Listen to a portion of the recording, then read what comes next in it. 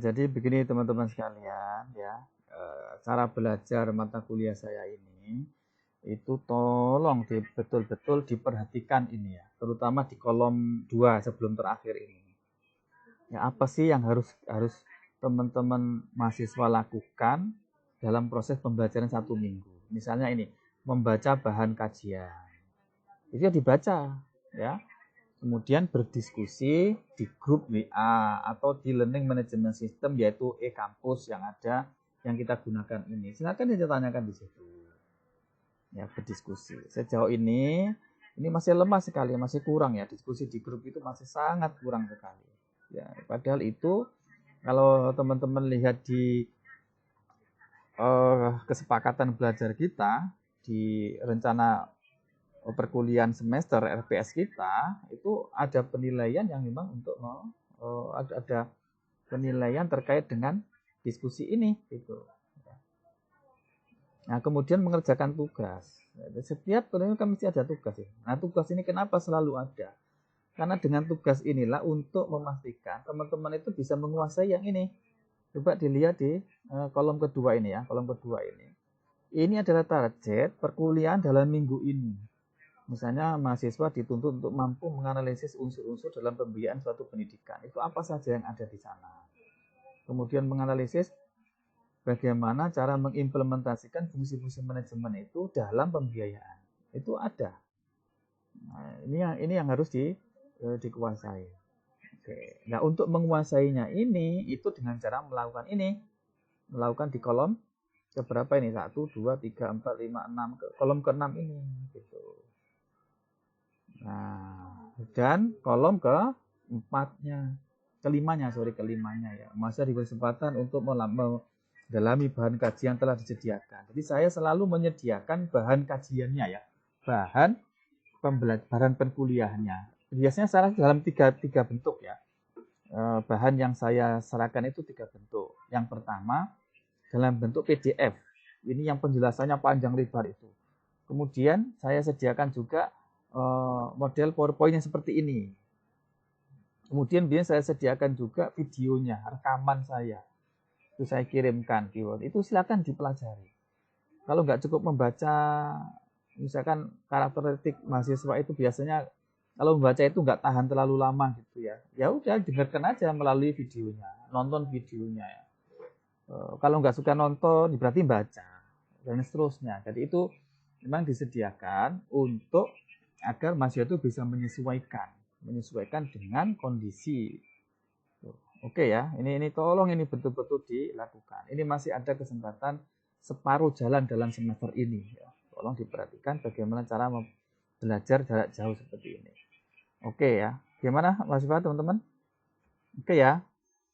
Nah, terkait dengan pertemuan ke-9 ini targetnya ini ya, teman-teman mesti bisa menguasai apa saja sih unsur dalam pembiayaan pendidikan di suatu lembaga pendidikan itu apa saja, kemudian bagaimana nanti mengimplementasikan fungsi manajemen dalam pengelolaan itu.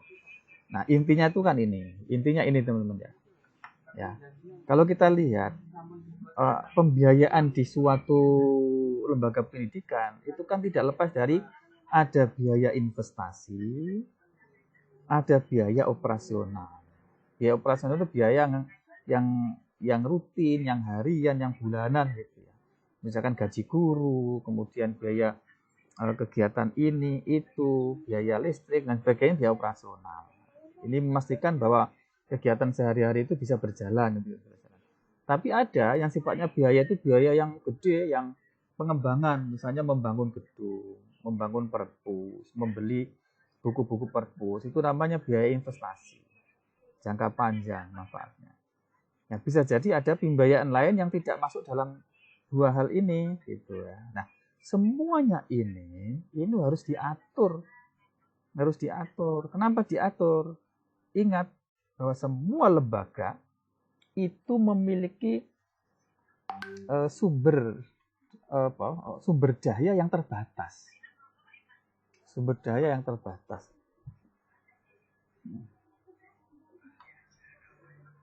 Nah, karena sumber daya itu terbatas, maka harus diatur, harus dikelola, harus dimanage agar yang terbatas itu tetap bisa efektif dan efisien dalam mencapai tujuan lembaga pendidikan itu. Nah, untuk pengelolaan maka perlu menerapkan fungsi-fungsi manajemen. Ya. Nah, ini ada teman-teman mahasiswa yang masih salah. Apa itu fungsi manajemen itu? Jadi fungsi manajemen itu kan aktivitas atau peran yang perlu dilakukan dalam menjalankan sebuah manajemen. Apa itu? Ya ini, melakukan perencanaan, pengorganisasian, kemudian dilaksanakan, kemudian dikontrol untuk memastikan apa yang dilaksanakan itu sesuai dengan perencanaan. Nah, itu namanya fungsi manajemen. Nah, aktivitas-aktivitas itu yang disebut dengan manajemen. Nah, dengan demikian dapat disimpulkan, kalau begitu apa yang dimaksud dengan manajemen pembiayaan dalam lembaga pendidikan Islam itu? Iya, manajemen pembiayaan itu ya bagaimana menerapkan fungsi-fungsi tadi itu di dalam setiap aspek dalam pembiayaan yang ada dalam lembaga pendidikan. Nah, aspeknya itu ada biaya investasi, ada biaya operasional, dan seterusnya. Jadi, menerapkan ini semuanya namanya manajemen pembiayaan lembaga pendidikan. Jadi, ada misalnya bagaimana merencanakan pembiayaan investasi, kemudian bagaimana mengorganisir pembiayaan tadi itu, siapa melakukan apa, untuk apa, biayanya berapa misalnya, kemudian bagaimana melaksanakan pembiayaan itu, kemudian mengontrol, memastikan apakah yang dilaksanakan itu sesuai dengan perencanaan yang ditetapkan. Itu namanya fungsi pengontrolan. Semuanya itu sekali lagi disebut dengan manajemen pembiayaan. Nah, pengontrolan itu biasanya bentuknya ada dua. Ada mengontrol di akhir, berarti melalui laporan. Jadi laporan itu adalah salah satu bentuk pengontrolan, tapi di akhir. Ada juga yang bukan di akhir tapi setiap saat, namanya monitoring dan evaluasi. Jadi selalu dimonitor setiap saat, bisa setiap bulan atau bisa mendadak kapan saja dicek apakah pengeluaran pembiayaan sesuai dengan perencanaan dan seterusnya. Jadi begitu. Nah, aktivitas semuanya ini sekali lagi perlu dilakukan untuk mengatur bagaimana pembiayaan di suatu pendidikan, karena sumber daya atau uang atau dana yang ada di lembaga itu selalu terbatas. Maka harus diatur agar efektif dan efisien untuk bisa mencapai tujuan. Oke, nah teman-teman sekalian, urutan aktivitas dalam sebuah penganggaran di lembaga pendidikan itu tidak ujuk-ujuk ya, tidak ujuk, tapi ada urutannya. Pertama-tama kan prinsipnya bukan begini. Dan prinsipnya itu begini, apapun yang dikeluarkan dalam bentuk anggaran itu mesti mengacu kepada pencapaian tujuan, pencapaian visi dan misi. Ya. Jadi pertama-tama, semua lembaga itu kan punya visi, misi, dan tujuan. Oke ya, sampai sini bisa dipahami ya. Nah, agar tujuan-tujuan itu tercapai, maka lembaga itu melakukan program, membuat program. Misalnya program apa yang dilakukan di kurikulum, program di kesiswaan, program di pengembangan sumber daya manusia, bagaimana mengembangkan gurunya, bagaimana mengembangkan karyawan dan seterusnya. Nah, untuk melaksanakan program-program tadi itu, madrasah atau lembaga pendidikan Islam itu melakukan kegiatan-kegiatan. Contoh misalkan kegiatan penyusunan KTSP. Ini dalam rangka untuk menjalankan program yang ada di kurikulum. Pelatihan kepada guru misalnya, ini berarti sebuah kegiatan untuk menjalankan program yang ada di pengembangan sumber daya manusia. Nah, kegiatan ekstrakurikuler ini berarti kegiatan untuk menjalankan program yang ada di kesiswaan. Nah, urutannya seperti itu. Nah, setiap kegiatan tadi itu harus ditentukan kapan dilakukan, siapa yang melakukan, dan bagaimana melakukannya. Itu disebut rencana kerja madrasah atau rencana kerja lembaga pendidikan Islam atau rencana kerja sekolah. RKS atau RKM atau RKL, rencana kerja lembaga. Jadi di sana sudah jelas mau melakukan apa, siapa yang melakukan, kapan dilakukannya, bagaimana melakukan itu sudah jelas. Jadi biasanya RKL itu 1 tahun, 1 tahun. Jadi bulan kedua itu apa yang dilakukan, siapa yang melakukan, bagaimana itu sudah jelas. Nah, rencana tadi itu tidak akan jalan kalau tidak ditunjang dengan anggaran atau biaya atau dana. Nah, maka perlu ada penganggaran. Nah, disinilah kemudian muncul apa yang disebut dengan rencana kerja dan anggaran lembaga pendidikan. Nah, kalau di RKAL ini itu berarti sudah ada kegiatannya, sudah jelas kapan dilakukannya, dan di situ sudah ada anggarannya. Berarti siapa melakukan apa, kapan dilakukannya, bagaimana, dan anggarannya menghabiskan kira-kira berapa yang dibutuhkan, itu sudah jelas di sana. Nah, aktivitas-aktivitas penganggaran seperti inilah itu bagian dari manajemen dalam penganggaran lembaga pendidikan. Oke, nah di dalam sebuah lembaga pendidikan itu mesti ada ini 1, 2, 3, 4 nanti. Yang pertama, semua lembaga pendidikan itu berarti harus punya pedoman pengelolaan pembiayaan investasi maupun operasionalnya. Ini harus punya. Nah, minimal pedoman pengelolaan pembiayaan tadi itu harus mencakup ini 4 hal ini. 1, di sana mengatur tentang bagaimana pemasukan dana, pengeluarannya kayak apa, jumlah berapa yang dikelola dalam 1 tahun, itu jelas. Kemudian bagaimana menyusun, bagaimana aturan pencairannya, bagaimana penggalangan dana, selain dana investasi dan operasional itu bagaimana, aturannya harus jelas. Kewenangannya bagaimana mencairkan dan seterusnya harus jelas. Kemudian pembukuan, baik penerimaan maupun pengeluaran itu juga harus jelas. Semuanya diatur dalam sebuah panduan. Sehingga nggak main-main, ini urusan uang gitu loh ya. Nah, semua tadi itu mesti ditetapkan ya, ditandatangani oleh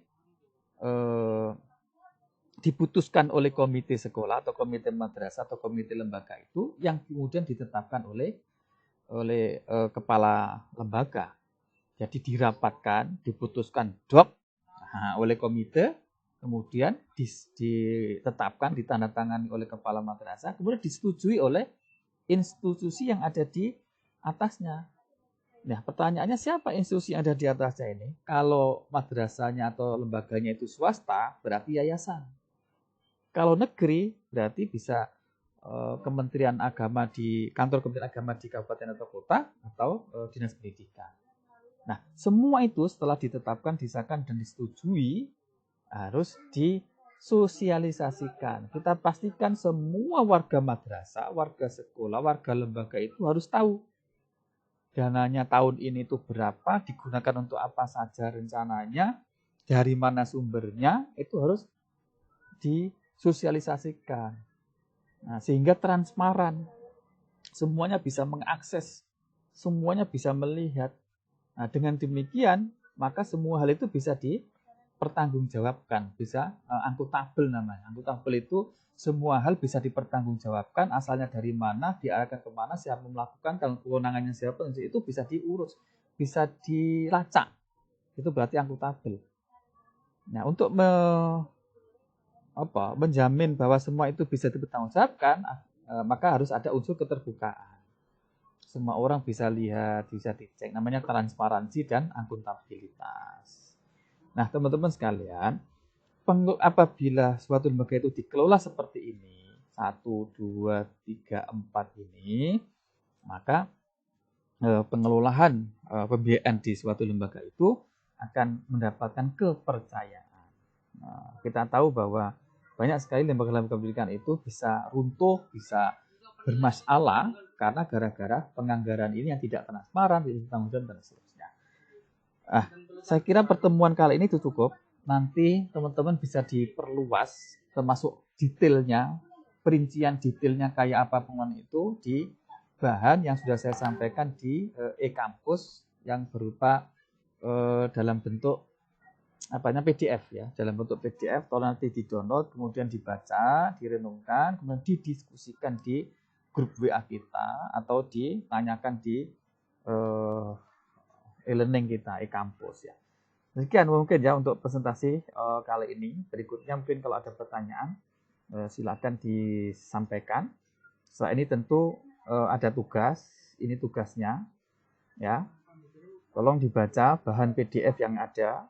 Kemudian PPT yang ada ini nanti akan saya kirimkan juga. Kemudian video rekamannya ini tolong dibaca berulang-ulang, diikuti berulang-ulang biar paham. Nah, setelah paham betul bagaimana proses pengelolaan tadi itu, baru gambarkan pemahaman Anda tadi itu dalam bentuk diagram atau infografis, atau dalam bentuk diagram alur, atau dalam bentuk peta konsep yang sekiranya gambar tadi itu menarik, mudah difahami oleh siapapun yang membaca, bukan dirinya sendiri ya, tapi siapapun yang membaca itu kira-kira kalau membaca gambar tadi tek gitu langsung bisa paham, kemudian bisa memahamkan, bisa mencerahkan, bisa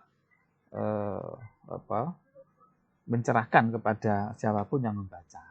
Ini kira-kira bahan dari pertemuan ke-9 ini. Apapun semoga bermanfaat, berkah untuk kita semuanya. Oke, cukup saya kira ya.